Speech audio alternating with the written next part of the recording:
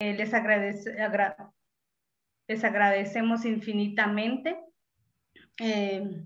su presencia, sin olvidar también que estas actividades, estos espacios de reflexión y de información, le agradecemos también a la Universidad de San Carlos de Guatemala, que a través de la Dirección General de Investigación, a través del Instituto de Estudios Interétnicos, tenemos esta oportunidad de formarnos, de ir pensando, de ir reflexionando sobre diferentes temas. Le damos la bienvenida a nuestras dos ponentes tan importantes, especiales, como ya lo mencioné anteriormente. Y antes de entrar de lleno al conversatorio, me gustaría leerles un poco acerca de la trayectoria que ellas han tenido en este trabajo tan importante.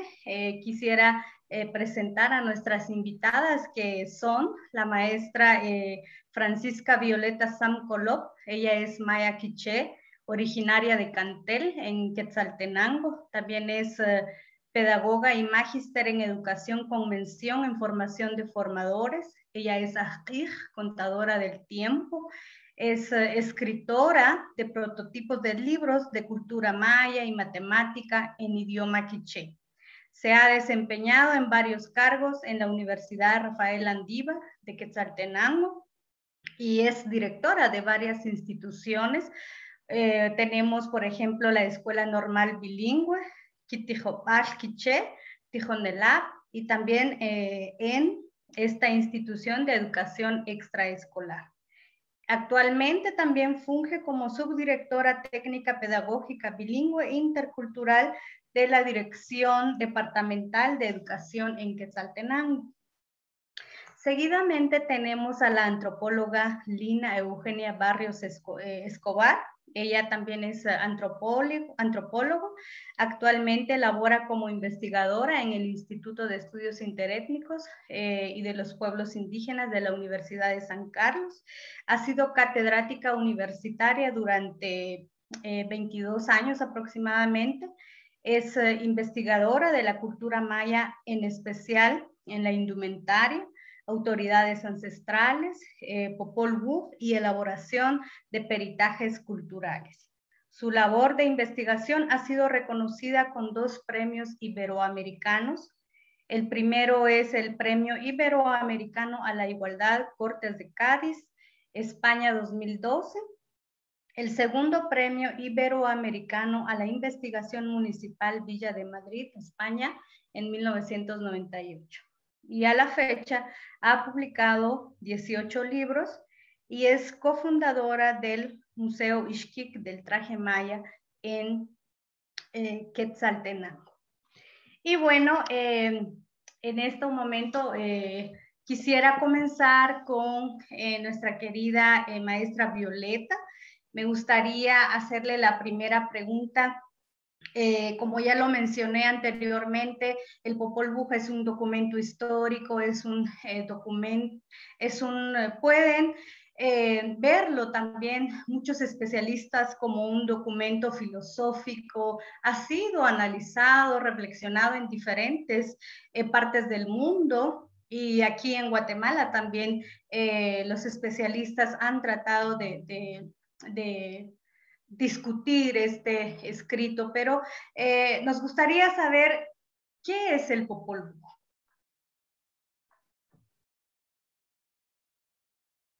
Shaqih Gonogel, Junim la Hutzil, Jamaril, Kikotemal, Sibalaj, Kamo, Kamul, Oshmul, Shechle, Sikinem, Spanchakeche, Wehun Ishqaqarri, Rumal, Katzihoh, Uwi, Hastle, Kuya Ubishik, Lelok Olajlaj Wuh, Popol Vuh, Kamul, Oshmul, Kamo, Nan, Tat. Muy buenas tardes. Antes que nada, quiero aclarar, pues precisamente esos cargos que mencionó, licenciada, los ocupé en su oportunidad. Muy bien. Referente al Popol Vuh, es precisamente el libro sagrado donde se plasma la filosofía, la cosmogonía en forma narrativa. El lenguaje con el cual está escrito nuestro documento, pues es en forma poética, porque este es el lenguaje por medio del cual nuestros abuelos nos dejaron este valioso documento. Asimismo, nos sirve precisamente para darnos cuenta de esa forma de pensar de nuestros abuelos, de cómo fue creado el universo, quiénes fueron precisamente los que intervinieron en esa creación, ¿verdad? Por lo tanto, es un libro que contiene nuestra cosmogonía, asimismo nuestra cosmovisión, en cuanto que da a conocer nuestra forma de ver la realidad a partir de nuestra propia existencia cultural y social. Esta parte filosófica pertenece a todos nosotros quienes participamos de la cultura maya. Asimismo, este documento contiene la historia del pueblo quiché. Se habla en este documento de la primera generación que va al oriente para recibir sus deidades en cuanto a la parte histórica. Y asimismo de la segunda generación que va al oriente, esta vez para recibir la parafernalia del poder y lo más valioso, la copia de lo que habría sido el original del Popol Vuh con toda su filosofía. No así la parte histórica, porque esta seguía escribiéndose. Tal es el caso de la llegada de los españoles en el siglo XVI, donde nos dan a conocer precisamente la ejecución de los señores principales, nuestros gobernantes, Oshipkej y Belejepsi. Asimismo, quiero hacer notar que la parte filosófica y la histórica no está escrita de forma lineal, sino que la parte filosófica también va diluyéndose entre historia y filosofía. Podría decirse que la parte filosófica va culminando cuando Hunahpu e Ixbalanque ascienden a la bóveda celeste. Uno se convierte en sol y el otro la luna, pero a partir de ahí empieza la parte histórica, pero como acabo de mencionar, va diluyéndose nuevamente en nuestra cosmogonía, nuestra forma de ver y de ser nosotros como pueblos mayas. Este es el Popol Vuh, es nuestro libro sagrado, el que nos identifica ante el mundo, el que narra nuestra filosofía y nuestra historia. Sibalaj Maltios Chive.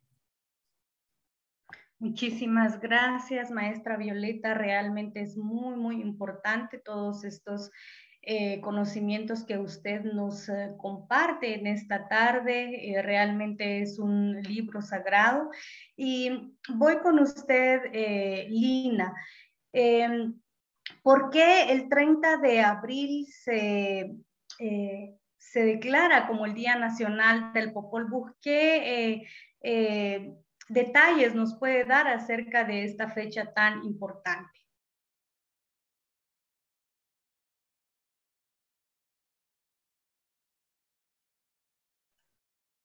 Lina, su micrófono. Siempre me pasa lo mismo, perdón. Bueno,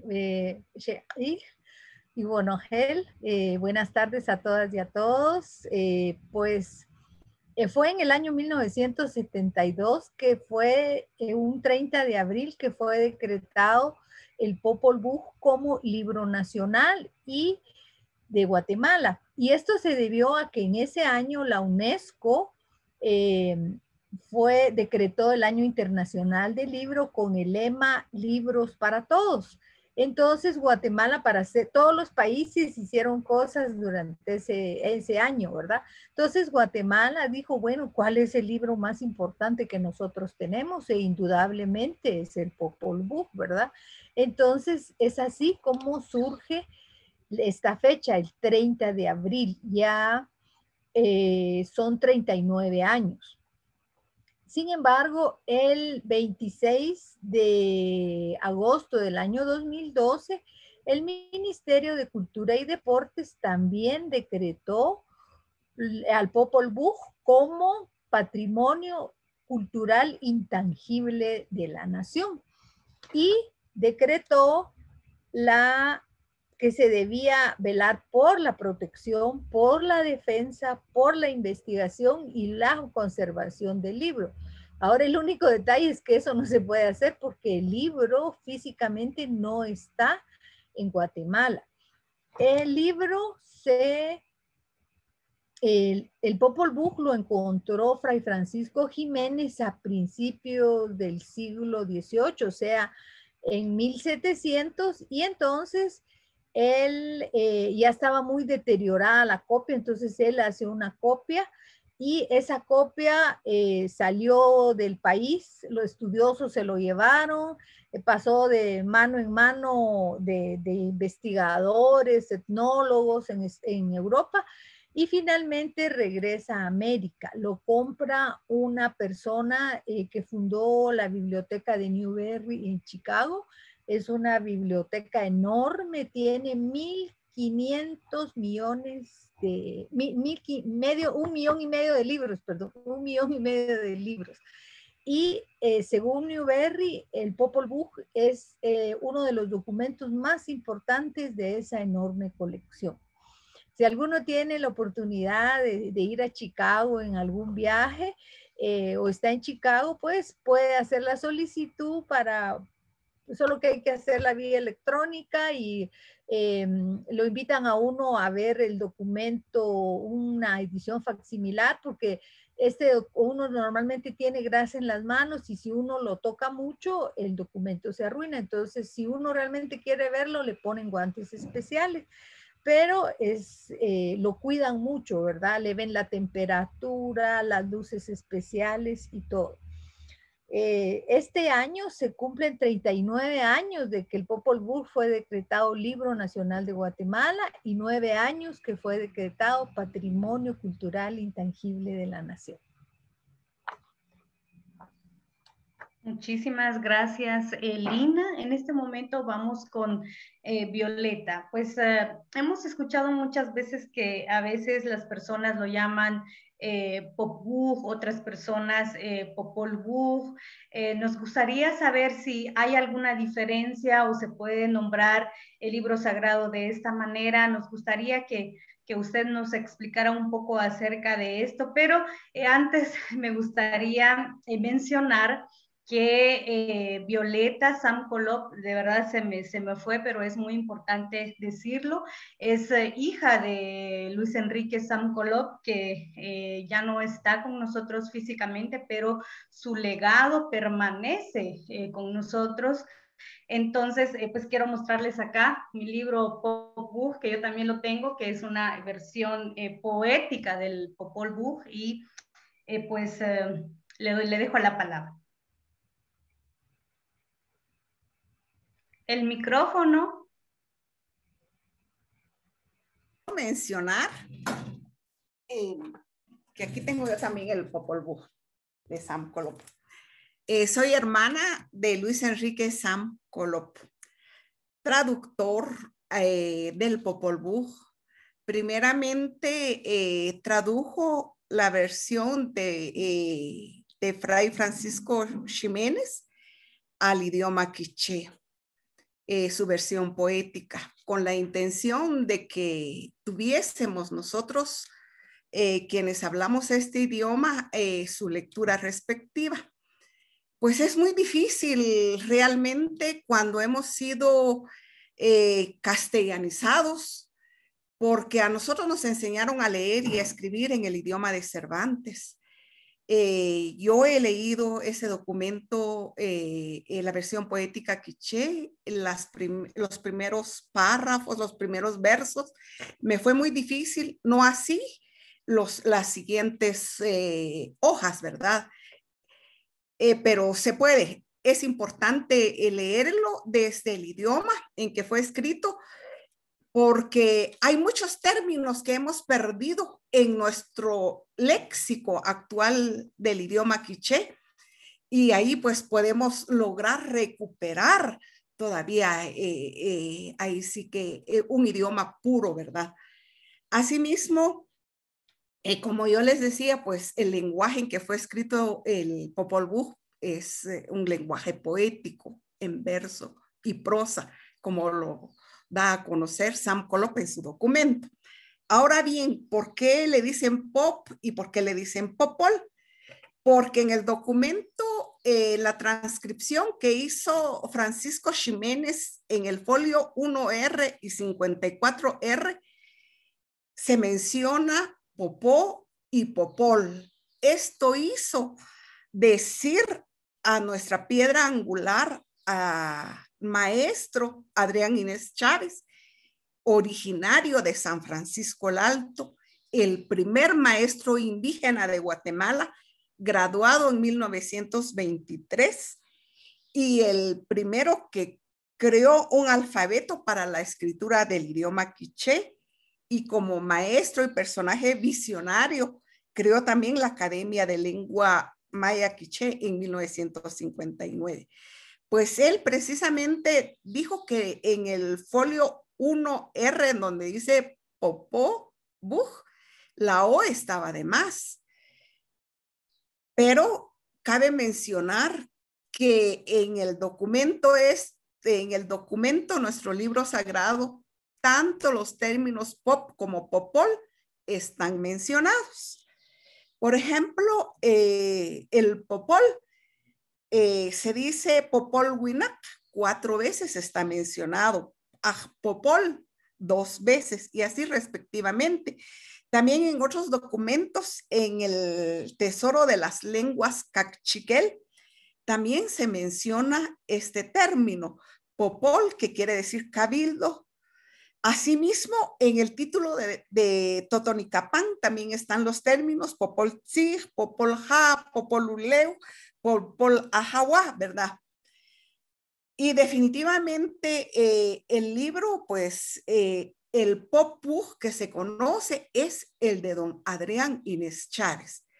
Por lo tanto, cuando nosotros mencionemos Popú, debemos de mencionar al autor también, y cuando estemos mencionando Popol Vuh, también hacer mención de los respectivos autores para no cargarles en los errores de traducción que pueden haber. En algunos se dicen que hay tigres y que hay leones, cuando realmente nosotros no somos del África, lo que hay son pumas y jaguares, ¿verdad?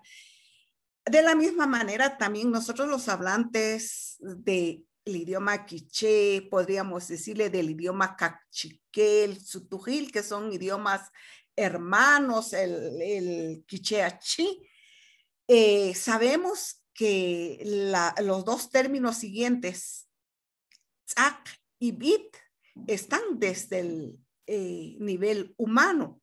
Tzak quiere decir albañil, bit quiere decir alfarero o alfarera, generalmente alfarera, porque somos las mujeres las que le damos forma a nuestras ollas, le damos forma a toda la alfarería, ¿verdad? Existente, como también hay hombres quienes lo realizan. Cuando nosotros le agregamos el término ol, decimos vitol, tiene un nivel ahí sí que místico. Estamos hablando del creador. Tzakol, pitol, creador y formadora, ¿verdad? Entonces hay un lenguaje, ahí sí que filosófico en esos términos de divinidad, ya no estamos en el lado humano. Entonces lo mismo podría suceder con el término pop. Estamos hablando desde el lado humano y popol desde el nivel divino. Y asimismo, ¿por qué es Popol Vuh? Porque recordemos que cuando fue declarado el Popol Vuh como libro nacional, en la declaratoria se dice en el artículo 1, se declara Popol Vuh el libro nacional de Guatemala. Entonces ahí está la nominación de Popol Vuh. Asimismo, el acuerdo ministerial 826-2012 se acuerda, dice, declarar patrimonio cultural intangible de la nación el libro sagrado Popol Vuh. Quiero hacer mención, como diría Sam Colop, que también en estrella se ha convertido ya.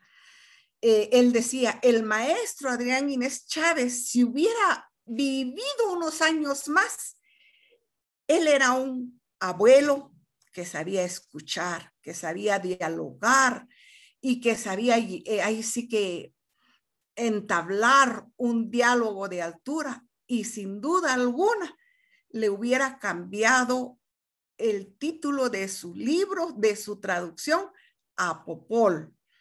No es que esté malo su traducción, lo que pasa que él tampoco tuvo todas las herramientas necesarias para hacer esa traducción. La herramienta tan importante que tuvo el maestro Adrián Inés Chávez es hablar el idioma quiché, era su idioma materno. Loor a estos dos personajes aquí, de quienes estamos haciendo referencia esta tarde. Amó. Muchísimas gracias, maestra Violeta. Lina, de alguna manera este conversatorio está dedicado a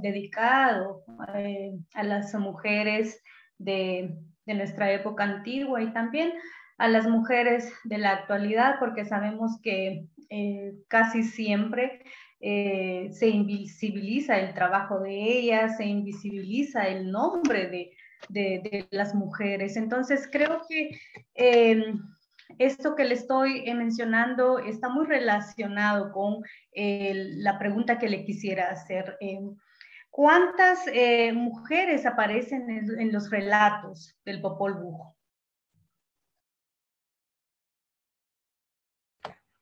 Iba a empezar a hablar y no había conectado el micrófono. Bueno, con nombre propio en el Popol Vuh tenemos 24 mujeres o energías femeninas. Y con nombre propio tenemos en el primer nivel las energías creadoras. Ishmucané, Buitol, Alom, Sakinimasis, Junahuch,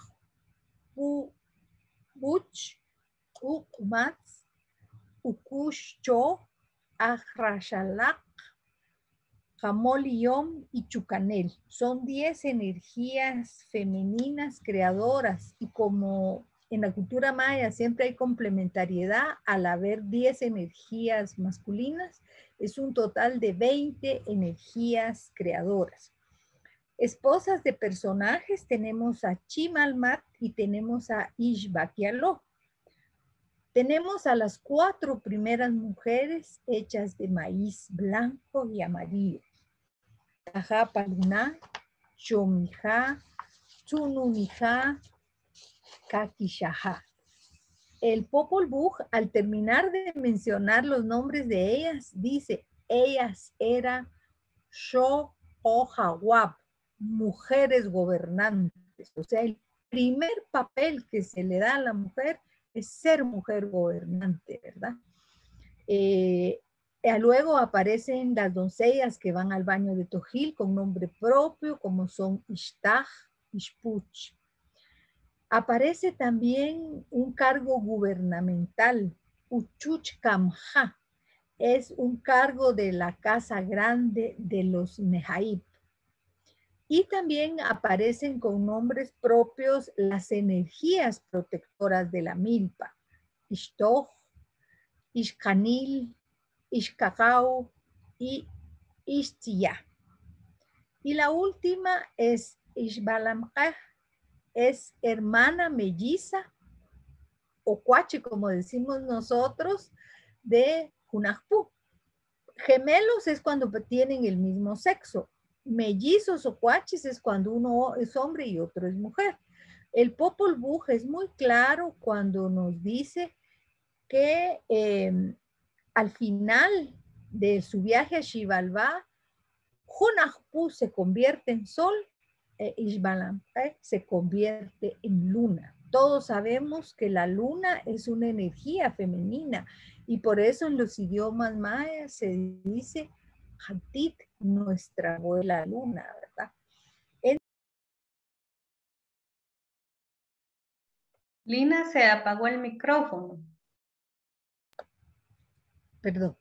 Ella es parte fundamental porque ella representa los valores de la cultura maya y lucha contra personajes que representan antivalores, ¿verdad?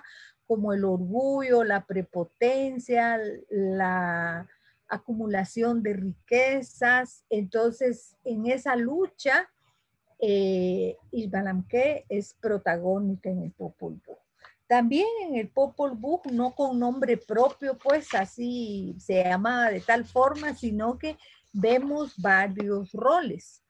Las energías creadoras, guías espirituales, contadoras del tiempo, comadrona, odontóloga, traumatóloga, cirujana, porque la abuela Sakini Masis en un momento, en una de estas historias, de estos pequeños microrelatos, le arrancan el brazo a Hunahpu y entonces la abuela recuperan el brazo y ella, eso se llama cirugía reconstructiva, le coloca otra vez su brazo, ¿verdad? Hay mujeres guerreras en el Popol Vuh, se menciona que ellas en los momentos de defender a su pueblo, tomaron el papel de guerreras. Hay algo muy importante que es cuando mueren los 4 primeros hombres, lo primero que hacen es le dan herencia a sus esposas, herencia de tierra a sus esposas, ¿verdad? O sea, hay un derecho a heredar la tierra. Aparece la siembra en la historia de Ixquic, aparece el rol de hija, madre, abuela, aparece el rol de novia, de nuera y de suegra, aparece como encargada de la alimentación de la familia y de la higiene, encargada de la higiene de la ropa. O sea que las labores hogareñas, si dijéramos, son muy pocas comparadas con todos los otros papeles protagónicos que tiene la mujer en el Popol Vuh. Gracias. Muchas gracias. Nuevamente, licenciada Lynn.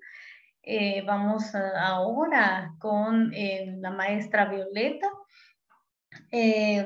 Como Lina ya lo ha mencionado, la abuela Ixmucané tuvo un papel importante en esta narración del libro sagrado del Popol Vuh.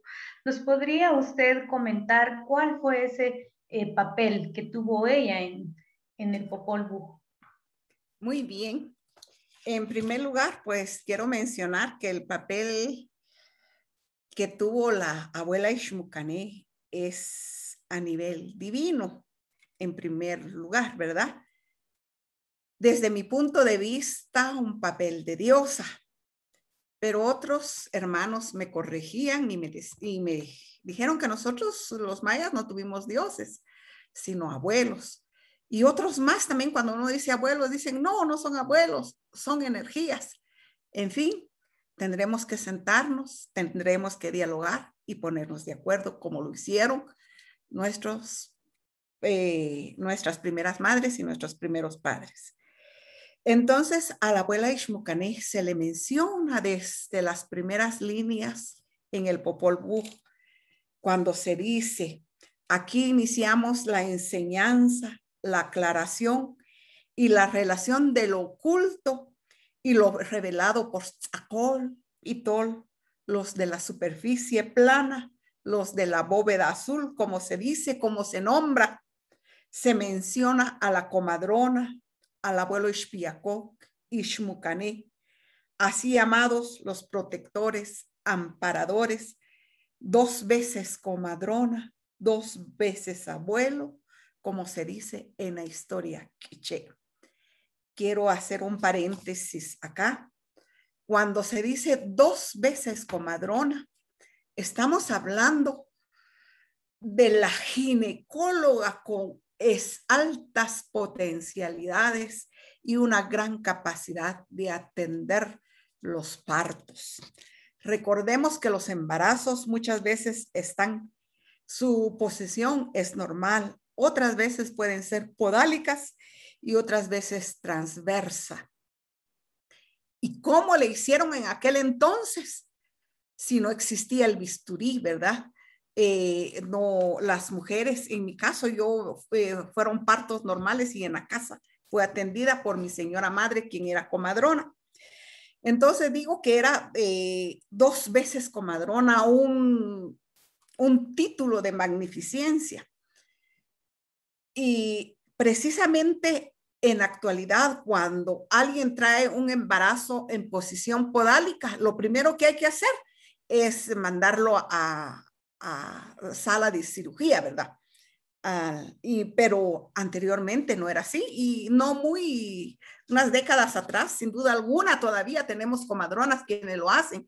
Mi madre, quien fue comadrona de la comunidad, yo recuerdo una vez en que una de sus pacientes, ella llegaba a las casas a hacer ahí sí que a llevarle el control prenatal a la mujer. Y entonces su paciente, su embarazo estaba en posición podálica y ya estaba a término. Y nos fuimos esa misma tarde que nos llegaron a llamar a mi mamá. Quien iba con ella era mi papá, pero mi papá por X o Y razón no se encontraba. Yo siendo una joven me fui con ella. Ya ella me dijo, ya cuando ya iban a nacer el bebé, me dijo, mija, presione desde arriba del vientre de forma suave, pero con fuerza. Yo presioné y salió un piecito ustedes. Y ella, como 2 veces comadrona, regresó el piecito y salieron los 2 juntitos. Y con sus dedos mi madre empujó los codos del niño para que naciese de esta forma el bebé. Y nació una hermosa niña. No hubo necesidad de cesárea. Las comadronas también escuchan los latidos del corazón del niño, ¿verdad? El canto del corazón del niño. Y cuando están en posición podálica o transversa, les hacen masajes. Tienen sus brasas ahí sí que coloradas ya en un trasto de barro y se echan aceitío o cebito en las manos, calientan sus manos y masajean el vientre materno. De la misma manera también, antes de los 7 u 8 meses de embarazo, ponen de cuclillas a la mujer con la cabeza para abajo y de esa manera que vaya encontrando la posición correcta el embarazo. Muy bien, también la abuela se le dicen 2 veces abuela, es decir, son 2 saltos de generación, como dice el reverendo Ricardo Falla, abuela y tatarabuela, y así podemos seguir dando más saltos para llegar a quienes nuestros padres, nuestros primeros padres, ¿verdad? Ya hablando de manera particular. A Ixmucané se le presenta en sus diferentes especialidades y capacidades médicas, ya descritas ampliamente por Lina Barrios. También se le presenta desde el marco humano. La abuela Ixmucané, recordemos que cuando llegó la princesa Ixquic con ella, pues ella dijo, he llegado, señora madre, aquí estoy, yo soy su nuera.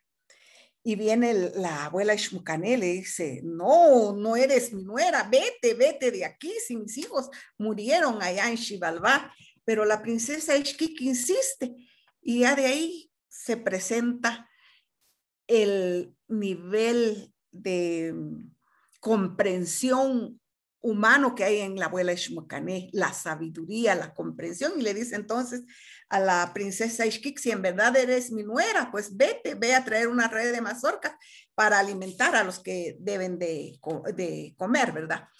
Asimismo, también quiero regresar, que la abuela Ixmucané participa como diosa en la formación del ser humano de maíz. Recordemos que ella molió 9 veces las mazorcas amarillas y las mazorcas blancas para formar a los primeros seres humanos de maíz. Entonces, ella tuvo el nivel de abuela y de energía divina en este caso, ¿verdad? De la misma manera, participó como Achite cuando Tzacol, Bitol, Alom, Cajolom le dijeron, encuentra, abuela, y pasa tus manos sobre el maíz y el tzité. Y fue así que fueron creados los de la tercera generación, es decir, los seres de madera, ¿verdad? Entonces son múltiples los papeles, son múltiples las enseñanzas que se nos deja a través de la abuela Ixmucané. Amor.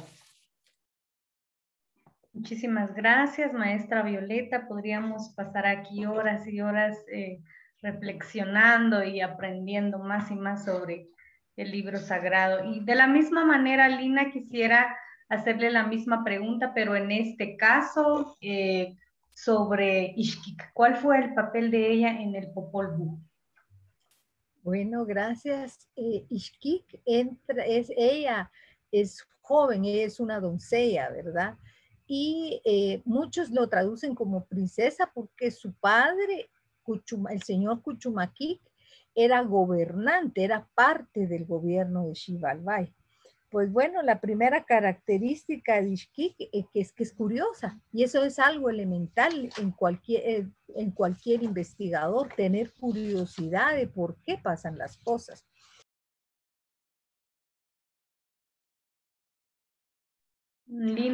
Nuevamente el micrófono, Lina. Ya, algo pasa. Bueno, entonces recordemos que Junjunajpú y Bucupjunajpú son muertos en Xibalbá, y los gobernantes de Xibalbá dice cuelguen la cabeza de Junajpú en un árbol seco ahí, sin una hojita, era un palo nada más, ¿verdad? Sin hojas. Y entonces obedecen, ¿verdad? Y cuelgan la cabeza de él. Al momento de que se cuelga la cabeza, sucede un fenómeno que el árbol reverdece y se llena de frutos redondos, verdes, y entre todos esos frutos está escondida la cabeza de Junjunajpú. Entonces los gobernantes se admiran, ¿verdad? Y entonces decretan que está prohibido que la gente vaya a ver ese árbol, ¿verdad? Y llega a los oídos de Ixquic la noticia, y entonces ella dice, ¿y qué tiene ese árbol de especial? Yo quiero ir, y va y se acerca y dice, ¿cómo? Se pregunta, ¿cómo será la fruta de este árbol, verdad? Y entonces le habla a la cabeza de Junjunajpú y le dice, ¿deseas? Sí, bueno, extiende tu mano derecha, y ella la extiende, y en ese momento cae saliva en su mano y desaparece, ¿verdad? Y entonces es el momento en que ella queda embarazada, ¿verdad? Y claro, como en cualquier familia, si una hija de repente aparece embarazada y no tiene ni novio, pues se le interroga qué es lo que está pasando, porque ella tiene un embarazo tan avanzado, ¿verdad? Entonces ella dice, yo no he estado con ningún hombre, y no le creen, ¿verdad?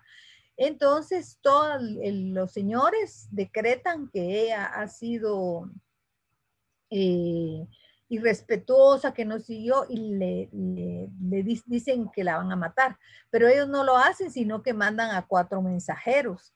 Ella logra convencer a esos 4 mensajeros, que eran los 4 tecolotes mensajeros de Xibalbá, y le dicen, miren, yo de verdad, y les prueba que pero los mensajeros le dicen, pero ¿y cómo hacemos? Tenemos que llevar una prueba de que te matamos. Le dice, ay, saquen la savia de un árbol y se va a coagular, y llevan eso como prueba, y ellos lo hacen, y entonces le dice, ah, bueno, te dejamos vivir. Ella defiende en ese momento la vida de sus hijos y la vida de ella, ¿verdad? Y luego llega con su suegra, la abuela Ishmucané, y la abuela la rechaza, pues es un fenómeno natural. Si sabe ella que sus hijos ya murieron, ¿cómo va a estar ella embarazada, verdad? Pero la sabiduría le dice, te voy a dar una oportunidad, y le pone una prueba bien difícil. Le entrega una red de las que se usan para llevar las mazorcas de la milpa a la casa, del terreno. Y entonces le dice, ve al terreno y trae la red llena, pero no cortes ninguna mazorca. Como que si yo les dijera a ustedes, miren, hagan un almuerzo para 400 personas, pero no pueden ir al supermercado ni al mercado a traer los alimentos para preparar la comida, ¿verdad? Bueno, pues ella se va y llega, y en el terreno solo hay una mata, ¿verdad? Y entonces dice, ¿qué hago, verdad? Entonces ella toma de la mazorca los pelitos y los hace para arriba, y esos pelitos los corta, los coloca en la red, y entonces dice la historia que la red se llenó de mazorcas. O a una red aproximadamente le caben 400 mazorcas, ¿verdad? Y entonces pues ella está embarazada, no puede cargar una red de ese por el peso. Y entonces los animales de la montaña le llevan la red a la casa de la abuela. Cuando la abuela mira, dice, sí pasaste la prueba, pero cortaste las mazorcas, y se va al terreno. Y mira, ahí está la mata intacta, y mira para abajo y se ve la huella de que arrastraron la red, ¿verdad? Entonces va y le dice, esa es la prueba de que tú si eres lo que tienes en el vientre es de la familia Hu, porque has superado esta prueba. Esas eran las pruebas de ADN que habían antes, ¿verdad? Eran pruebas bien difíciles. Y bueno, entonces ella es aceptada en la casa de la abuela Ishmucané como nuera, luego da a luz a sus hijos, Hunahpu e Ishbalamquej, ¿verdad? Esa es podríamos decir que lo más importante de Ixquic es que ella logró la polinización del maíz, ¿verdad? Porque recordemos que el maíz es una planta domesticada por el hombre, no es una planta silvestre que se da así que en cualquier lugar, sino que fue creada por el hombre, hicieron experimentos hasta que la crearon para que diera fruto, la adaptaron a clima cálido, templado y frío, ¿verdad? Gracias. Muchas gracias, Lina. Y creo que otro tema transversal en el Popol Vuh es sobre nuestro alimento, que es el maíz que es sagrado. Nos gustaría que la maestra Violeta nos hablara un poco sobre estas 4 mujeres que están hechas de maíz. ¿Qué podría hablarnos sobre este tema, maestra? Muy bien. Pues precisamente en nuestra cultura maya, la complementariedad, la dualidad, la paridad es un principio y un valor muy preciado, ¿verdad? Y por supuesto, de nuestras primeras madres, hechas también de maíz, son las esposas de nuestros padres. Balamquitse, jaguar de la sonrisa dulce, su esposa, Cacapaloja, agua roja del mar. Balama Ab, jaguar nocturno, su esposa, Chomija, agua hermosa y escogida. Majucutaj, el quien no es condenada, su esposa, Tsununija, colibrí de agua. Ikbalam, jaguar luna, su esposa, Kakishaja, guacamaya de agua. Precisamente de estas mujeres, de estas abuelas, nuestras primeras madres primigenias, de ellas devenimos todos estos pueblos que coexistimos, los pueblos mayas, ¿verdad? Hasta las generaciones actuales. Son 4 mujeres hechas de maíz.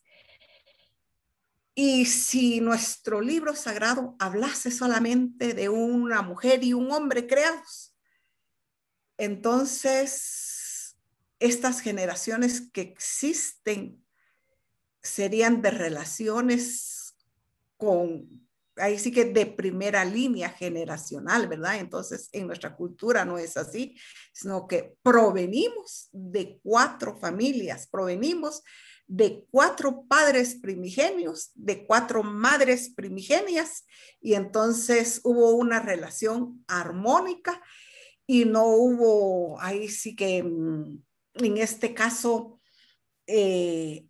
algún antivalor para la creación de los pueblos que cohabitamos el día de hoy, esta Ishimuleu. Cabe mencionar también que todas estas madres primigenias terminan o están vinculadas con el agua, Cacapaloja, Chomijá, Tsununijá, Kakishajá, ¿verdad? Porque el agua para nosotros como pueblos es tan sagrado, es vital, es divino y el agua merece especial atención. Y del agua precisamente provenimos también de nuestras madres que son generadoras de vida. Madres que son dadoras de la palabra y de la existencia. Maltiosh. Amo. Muchísimas gracias. Pasamos con usted, Lina. Desde el conocimiento que nos brinda el Popol Vuh, ¿cómo considera usted que se da esa abundancia del maíz? Bueno, pues cuando a Ixquic le ponen la prueba de que vaya al terreno a llenar una red de mazorcas, ella invoca a las 4 energías de la milpa, que son energías femeninas, a Ixtoc, a Ixcacao, a Ixanil y a Ixtia. Entonces es así como se genera la abundancia, ¿verdad? A través del hecho de la polinización y a través de pedir, de agradecer la siembra, de agradecer el alimento y tratar el maíz con respeto. Por ejemplo, cuando eso se ve actualmente, las abuelas, antes de sacar el maíz de la troje, no lo sacan nada más así, sino que porque es algo sagrado, se soplan la mano y luego sacan el maíz.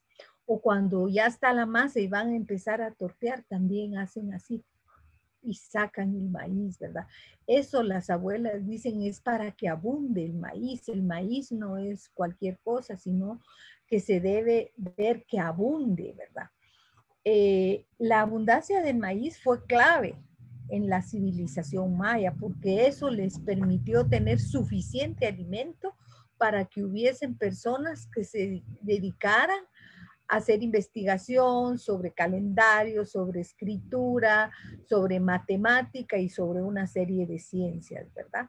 Entonces, porque es la base alimentaria del pueblo maya. Y además de que es el alimento, tiene una característica especial, la relación persona-planta, porque todo, literalmente el 100% de la planta de maíz se aprovecha. El pelito del maíz es medicina, las hojas con que se envuelve la mazorca se reutilizan para hacer tamalitos, chuchitos y todos esos exquisitos platos hechos de maíz, ¿verdad? Las hojas de la planta sirven para envolver también. La caña se utiliza para hacer cercas, el olote se utiliza como tapadera, se utiliza para darle comer a los animales, las raíces se convierten en abono en el mismo terreno, o sea que el maíz se utiliza todo. Y esa utilización generó la abundancia del maíz y es clave para el desarrollo de la civilización maya. Claro, muchísimas gracias, Lina. Creo que nos han ampliado ustedes bastante el contenido del libro sagrado Popol Vuh. Y pues ahora, ya conociendo un poco acerca de este conocimiento que nos brindan estas mujeres importantes en la en la antigüedad, ahora pasando a la actualidad, maestra Violeta, ¿cuál es el papel entonces cuál es la participación de las mujeres en la vida de las comunidades indígenas en la actualidad. Pues precisamente uno de los papeles preponderantes de la mujer en la actualidad es mantener la memoria filosófica, cosmogónica e histórica. Nosotras las mamás, nosotras las abuelas, porque yo ya soy abuela, pues precisamente cuando invocamos decimos madre y padre de la vida, madre y padre de la existencia, Alom, Ajolom, ¿verdad? Invocamos tanto a las energías femeninas como a las energías masculinas. Esa es la enseñanza que les dejamos a nuestras generaciones, a nuestra descendencia. No olvidamos de dónde venimos, ¿verdad? A nivel místico también hay mujeres Achtzite, las que en este caso a quienes se les consulta, y no se les va a consultar cualquier cosa insignificante, sino que son asuntos netamente de interés familiar, de interés comunitario, de interés personal, de trascendencia, ¿verdad? Entonces hay mujeres también. La antropóloga Lina Barrios y yo somos también, ¿verdad? Y somos a nivel humano, pues hay médicas actualmente, médicas también que podríamos decir que al igual que la abuela Ishmucané son 2 veces comadrona, son ginecobstetras, ¿verdad? Y también aún en nuestras comunidades hay comadronas, al igual que Ishmucané. Las mujeres actualmente somos consejeras o psicólogas, cuando a través del fuego sagrado, a través, Mesahui, decimos, ¿verdad? Cuando pasamos el pericón blanco y el pericón amarillo para quitar todas las energías negativas, claro que nos convertimos en psicólogas porque quitamos todas esas energías malas que hay para devolver la paz, la tranquilidad, el equilibrio en quienes así demanden nuestros servicios. También somos maestras porque les enseñamos a nuestros hijos y otros por profesión, ¿verdad? Entonces, en comunidad estamos enseñando. Asimismo, también hay mujeres actualmente que ocupan puestos en el sistema gubernamental, así como sucedió, como nos lo narra en lenguaje poético ceremonial el Popol Vuh, de que había, cuando el gobierno de los quichés estaba compuesto también por la Uchuch Kamja, la señora consejera, la asesora de Cancillería, traducción de Sam Colop. Entonces, en actualidad también hay mujeres que son parte del Consejo Municipal. Quetzaltenango hay una mujer como síndico tercero que tiene el apellido indígena, ¿verdad? Y así sucesivamente en las demás comunidades. En las alcaldías indígenas de Sololá ha habido participación de la mujer como máxima autoridad. Asimismo, en la junta directiva de los 48 cantones de Totonicapán ha sido ocupado ocasionalmente la máxima magistratura por mujer indígena. Tal es el caso de Juana del Carmen Tacán, presidenta de los 48 cantones, 2012. Ya hubo una vicepresidenta también en el año 2016. Actualmente hay 3 mujeres indígenas diputadas. 3 solitarias golondrinas no hacen verano, pero ya hay un paso más en un país dominado por intereses espurios, ilegítimos y adulterados, ¿verdad? Es difícil lograr estos puestos. Alcaldesas a nivel nacional hay 10, según el Tribunal Supremo Electoral. De esas 10 alcaldesas, ni una es mujer indígena. En conclusión, el papel que jugamos nosotras las mujeres es preponderante, es importante y es vital. Y es un desafío lograr esos puestos en el sistema gubernamental guatemalteco para ir haciendo los cambios necesarios, porque nosotras las mujeres tenemos conocimientos, tenemos pensamientos, tenemos sueños y sabemos cuáles son las necesidades de nuestra comunidad, sabemos cuáles son las necesidades de nuestro país y es un derecho y un mandato humano el poder guiar también los destinos de nuestro país. Por lo tanto, estamos invitadas, mujeres, a lograr estos espacios que también nos corresponden. Amo. Muchas gracias, maestra Violeta, por esta reflexión tan importante. Creo que estamos ya llegando a los últimos minutos de este conversatorio tan importante. Pero Lina, me gustaría hacerle una última pregunta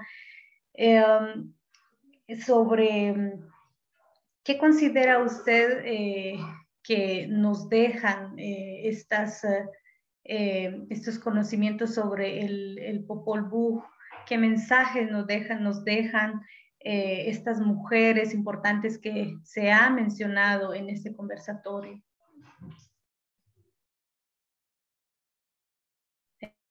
Su micrófono.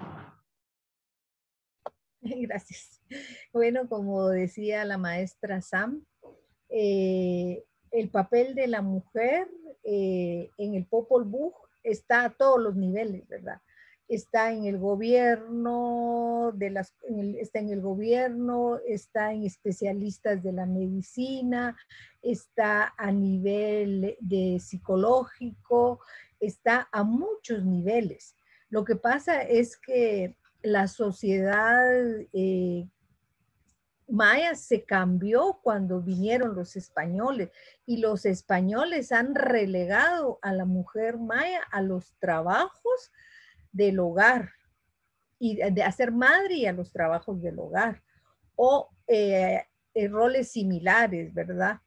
Pero la mujer en el Popol Vuh desde el principio, ella es mujer gobernante, ella es mujer médica, ella maneja muchas especialidades de la medicina, es líder espiritual en los diferentes niveles que hay dentro de la espiritualidad maya.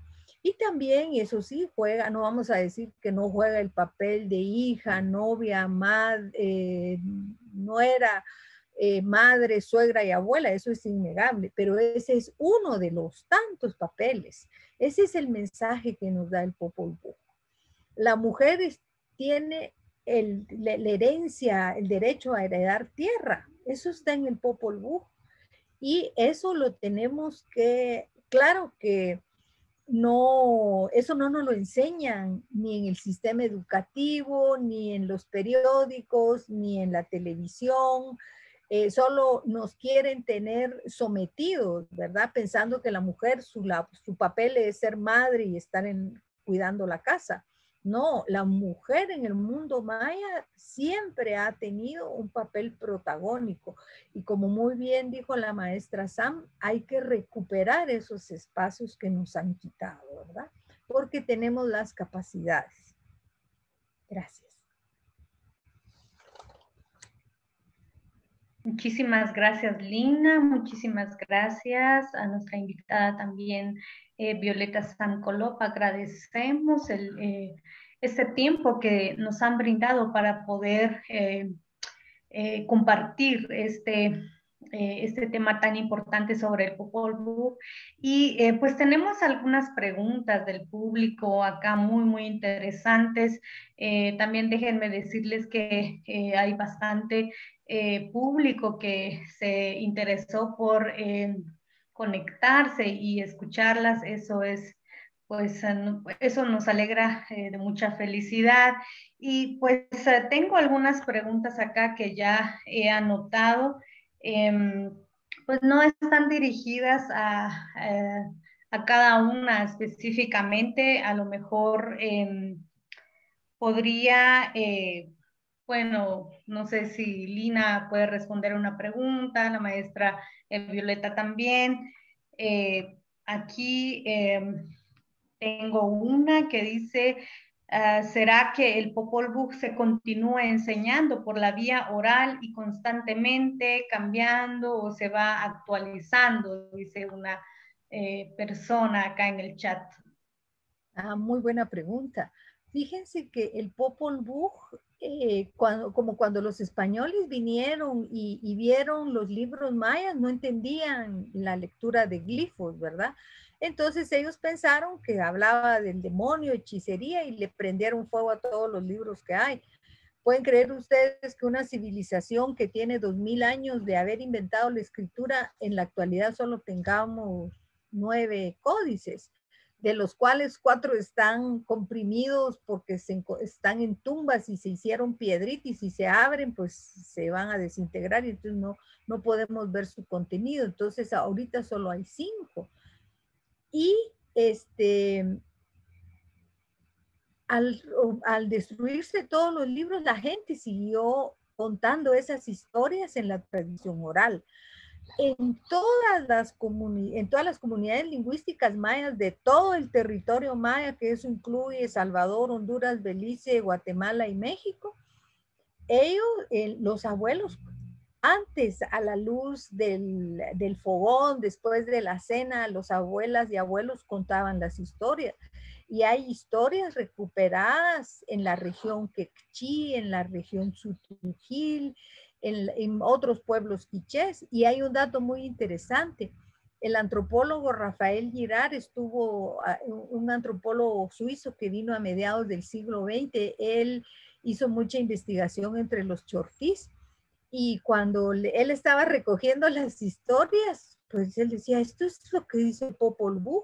Y él decía, pero ¿cómo saben ellos? Si todos aquí nadie sabe leer y escribir, ¿cómo saben esas historias? Porque esas historias se siguieron contando, ¿verdad? Claro que cuando se van contando, se hacen pequeñas variantes, ¿verdad? Por ejemplo, el Popol Vuh nos dice que Zipacná es un varón, una energía masculina. Pero cuando nosotros vamos a la tradición oral de Joyabaj, allá dicen que Zipacná era una mujer. Y entonces hay cambios, ¿verdad? Por eso el Popol Vuh dice que se interpreta que Ixbalamque es energía femenina porque se convierte en luna. Pero en otros pueblos dicen que Ixbalamque es varón, es energía masculina. Entonces, sí hay, pero la gente lo quiere literal, ¿verdad? Así como dice el Popol Vuh, así lo quiero leer, y eso no pasa. Pueden ir 5 personas a la misma fiesta, pero cuando usted les pregunta, unos van a decir van a dar más detalles, otros van a dar más generalidades, y así se va, pero lo esencial del Popol Vuh sí se cuenta en las comunidades. Muchas gracias, Lina. Otra persona de las que nos escuchan nos dice esta pregunta para la maestra Violeta. ¿Por qué ahora principalmente en el pueblo maya las mujeres no tienen herencia? Dice la persona por acá. En primer lugar, porque nos han empobrecido, nos han quitado nos quieren, ahí sí que anular nuestra memoria. Sin embargo, déjenme decirles que en mi comunidad, nosotras las mujeres sí tenemos herencia. Yo vivo en Cantel y sí tenemos herencia, tenemos derecho a herencia. También por azares del destino, el amor me llevó a Totonicapán, y allá en Totonicapán las mujeres también tenemos herencia.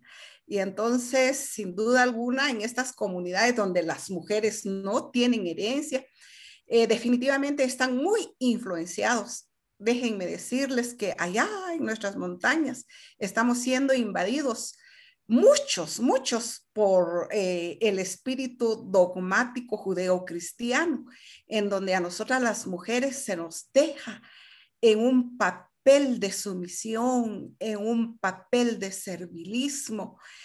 Y entonces, dichoso aquel el que tiene una mujer con tales virtudes. Y allá vamos nosotras las mujeres a aceptar dogmáticamente esta imposición. Asimismo, cuando se dice que la mujer es castigada, ¿verdad? En el documento en la Biblia antigua, en donde se juzga a la mujer de demoníaca, de diabólica y de harapos te has de vestir. Asimismo, actualmente todavía se dice de la mujer, con dolores darás a luz a tus hijos, ¿verdad?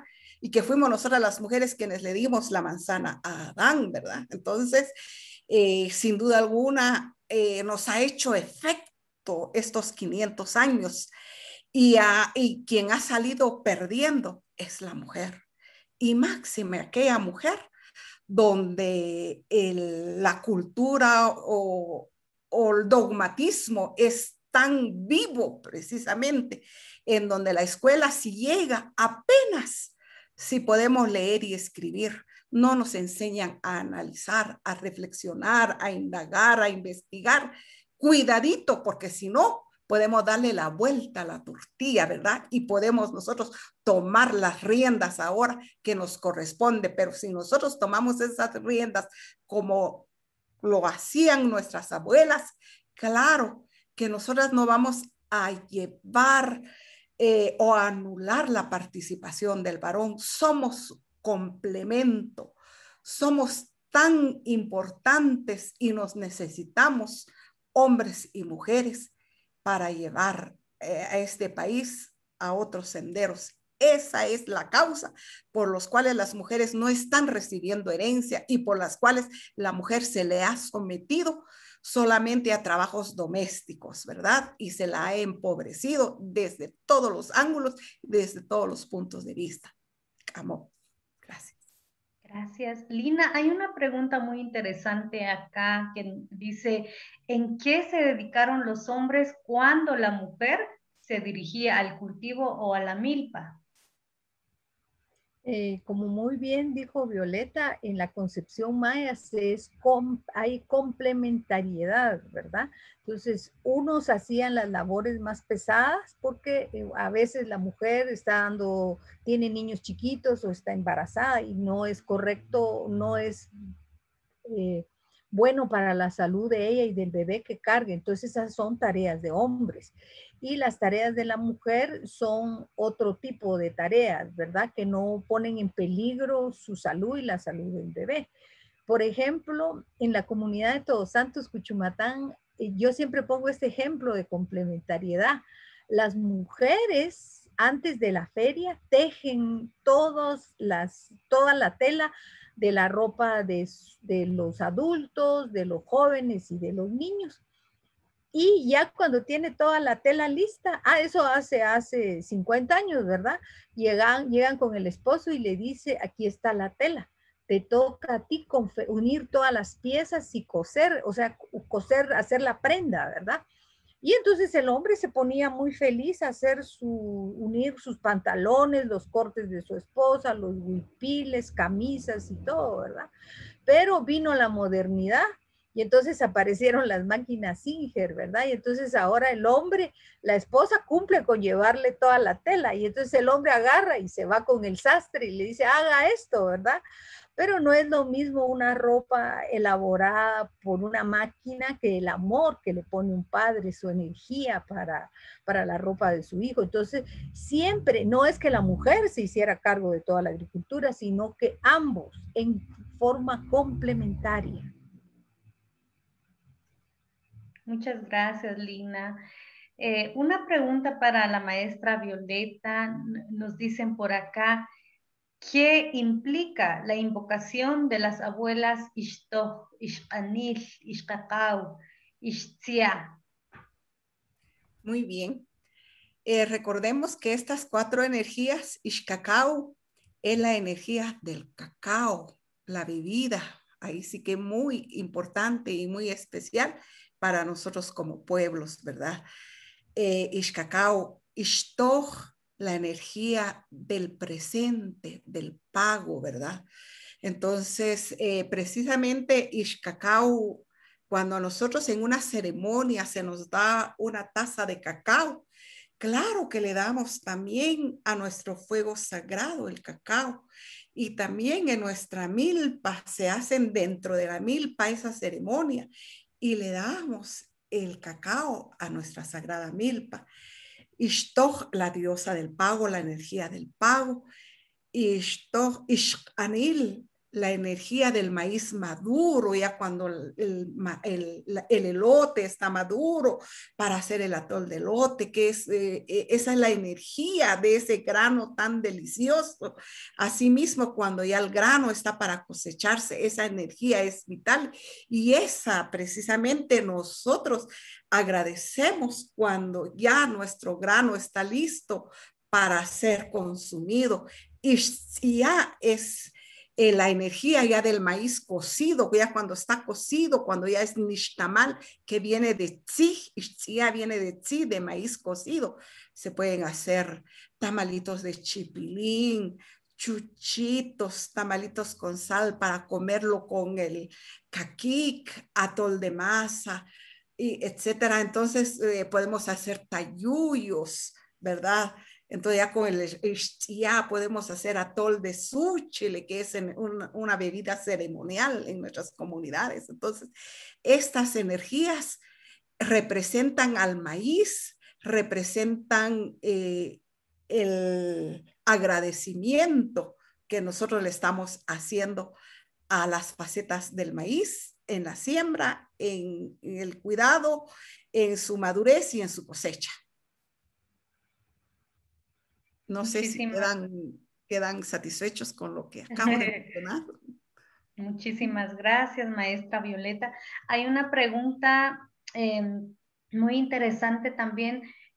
Bueno, no sé si me dejan intervenir también un poquito a mí, porque dice, ¿qué significa el intercambio de mujeres entre las casas reales? Creo que es como algo muy, muy literal esto de hacer un intercambio de mujeres, como si fueran también objetos, ¿no? Creo que desde la arqueología se ha visto un poco este tema de estas alianzas que se dan entre casas reales, entre diferentes pueblos. Y esto es muy complejo porque entran muchos factores, por ejemplo, entra la autonomía o alianza con otro pueblo, esto del parentesco también tiene mucho que ver, es decir, hay muchos factores que entran cuando una mujer de cierto pueblo va hacia otra casa real, como lo escriben acá. Creo que es un tema como bastante complejo también. Y creo que estamos llegando ya a la hora de finalizar este conversatorio, que ha sido muy, muy importante. Creo que todas las personas que han logrado conectarse esta tarde están también muy agradecidos, agradecidas. Vemos que hay personas de diferentes territorios, ya sean de acá de Guatemala, y estaba viendo que hay personas también que nos escucharon desde otros países, y eso es también muy importante mencionarlo. Agradecemos a cada uno de los que nos escucharon, y también sobre todo a nuestras invitadas el día de hoy, que son la antropóloga Lina Barrios y la maestra Violeta Sam Coloc. Muchísimas, muchísimas gracias, Matías Chihué. Y pues de esta manera finalizamos con este conversatorio este día, y pues les deseamos una feliz tarde, ¿verdad? En cualquier lugar que se encuentren, y muchos saludos fraternales también para cada una y cada uno. Muchísimas gracias. Gracias A ustedes.